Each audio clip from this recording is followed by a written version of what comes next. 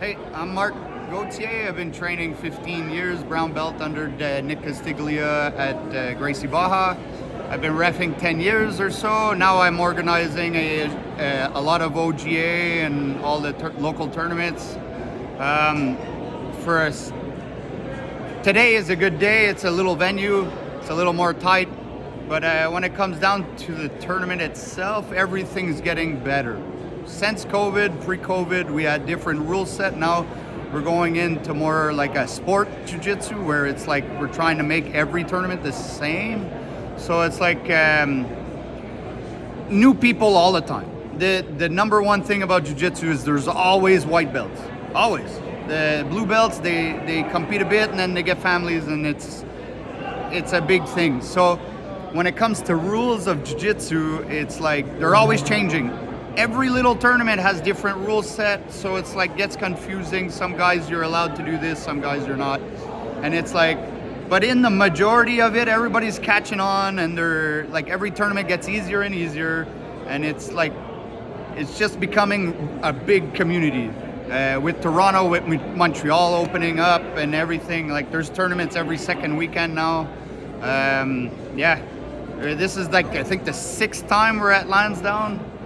And I have one question for you. What's it like going from 15 years of training and competing to refereeing? Well, what's that transition like? What do you look for? Well, so the second I got a blue belt, I started reffing. So I started reffing 10 years ago. And why'd you do that? What motivated you? The competitiveness, but I also was a hockey ref, so I already like the authority, right? Like it's like I'm the boss. I'm already the head guy. So it's not everybody like that can be criticized and take it and then move on. And if you make a mistake, sometimes some guys they just quit because it's too nerve-wracking, too center of attention. When I started, I competed within a month of jiu-jitsu. I was 25 years old with kids and everything, and then I just loved it. I played junior hockey, and I love the competitiveness of it. It's a single effort, personal effort, but you need a team to become something. So you're a part of a team, but it's on you to do the work, right? So this is where that's the goal is to it's self-awareness. So you're always trying to beat yourself, not beat the opponent, not beat your coach, not beat somebody, but your own self. Like get goals and I landed the sweep that I wanted, that's what I got. But to become a ref, it takes criticizing. You got to be able to take the person that says no. Like, oh, you didn't do that right. Oh, okay. And then I learn and move on. How did you handle that? How did you do it? I love it personal? I ask. And I loved it so much that when I did it, the black belts were asking me to ref. Even though I was only a blue or purple belt, but it's because they knew I knew the rules and I'm fair and I like it. So then I had a lot of, at the beginning, 2014, 15, I had a lot of thrown out to the wolves. So then it's like by 17, 18, people didn't argue me anymore. They went with my call because they understood that I knew my call. They trusted your judgment. Yeah, because I used to literally explain my call all the time. And then one day I went to explain it, and they're like, "It's good, Marc." Right. So now it's like the effort, right? You keep coming back, you keep getting better. Can you talk to us about the reffing community in jiu-jitsu? Is there a lot of amongst yourselves? Do you guys kind of review the rules? Do you kind of share knowledge? Speak to us about the culture and the community. When it comes to reffing and the rules, we are always on top of it. So if there's a new rule change, we have big meetings. We are always training new blue belts because there's always turnovers for belts. So we train the new belts.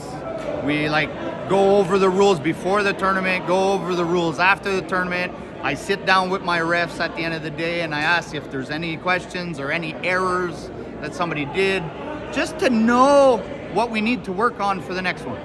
Again, like I said, there's 3 organizations when it comes to tournaments. There's different rule sets. So this tournament, they might be allowed a Kimura, and the next tournament, now they're not allowed till they're 14, and it's like, oh, but they're allowed over there, but it's like we got to go with the rule set they give us. So it's adapting. That's the number one thing. To be like when you're becoming a ref, you gotta adapt. So adaptability is important. If you were to throw in two other characters that make two other characteristics that make a really good referee, what would that be? One would be adaptability. What would be another one? Adaptability to the rules and settings? Yeah, just knowledge, right? Like studying, learning, being teachable is number one thing in jiu-jitsu. If you're not teachable, or it's going to be really hard. But when you're able to be criticized on the mistakes you made to learn and be better, then it'll always be like you can become a really good ref as long as you can take the criticizing of your mistakes, right? So for sure. Two more questions, if you don't mind. I'm enjoying this. Can you tell us what's of course.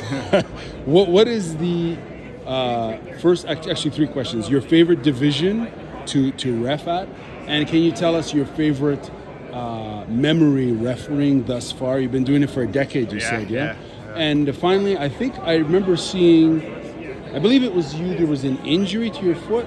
To my toe, to your toe. I ripped it right off. Jesus Christ, I saw a picture on Facebook. Yep. This is years ago. Yeah. And sorry to interrupt, but I didn't know what the hell I was looking at. Can you tell us, so let's start with that. What happened there, if you don't mind? So the injury was, we were just training in a gym in Elmer, and we were 5 purple belts, and I just did a sweep.